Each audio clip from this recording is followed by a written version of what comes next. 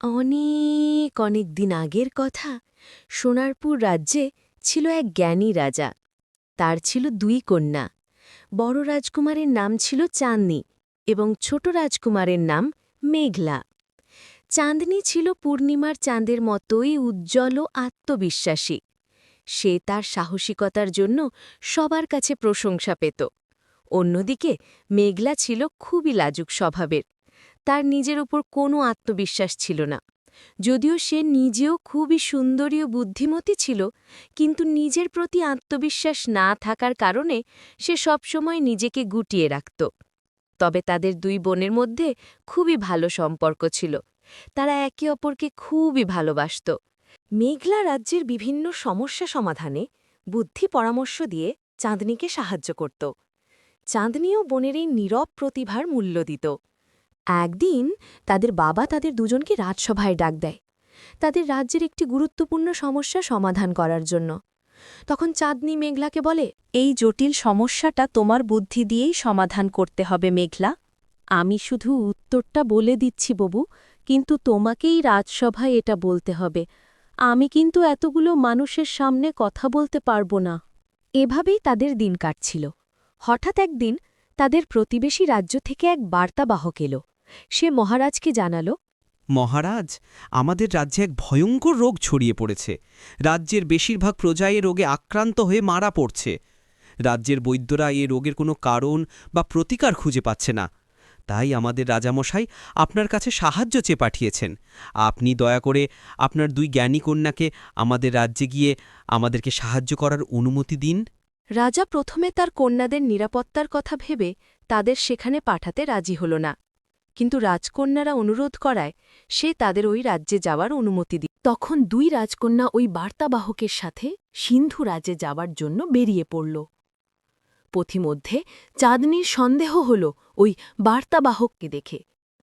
তাই সে তলোয়ার বের করে ওই বার্তাবাহকের গলায় ধরল এবং তাকে জিজ্ঞেস করল, তোমার হাবভাব দেখে তো মনে হচ্ছে না যে তুমি একজন সাধারণ বার্তাবাহক।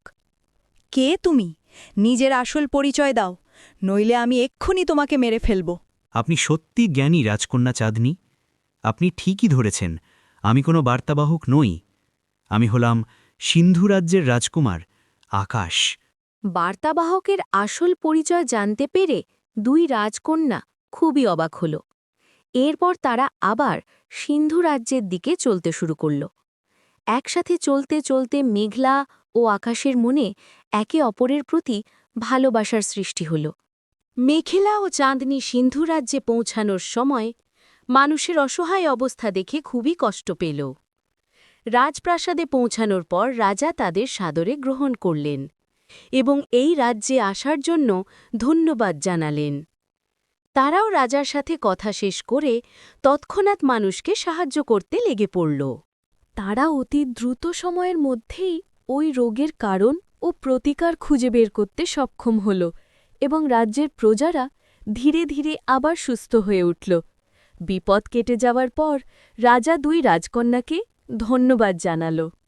রাজকন্যা চাঁদনী, আপনার বুদ্ধিমত্তা ও সাহসের জন্য আমাদের রাজ্য রক্ষা পেল। আপনাকে অনেক ধন্যবাদ।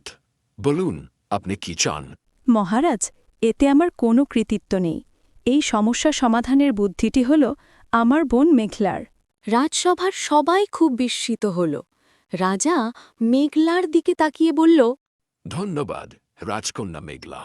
আপনার বুদ্ধিমত্তা দেখে আমি খুবই বিস্মিত হয়েছি। বলুন, আপনি কি চান?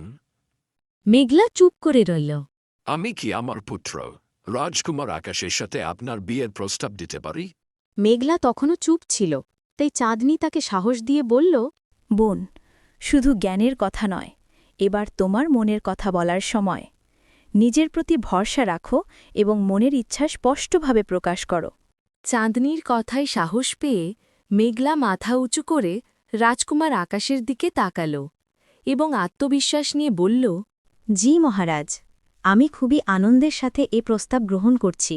সবাই খুব খুশি হল এবং ধুমধাম করে তাদের বিয়ে হল। এরপর তারা সুখে শান্তিতে বসবাস করতে লাগল। চাঁদনী তার নিজের রাজ্যে ফিরে এলো।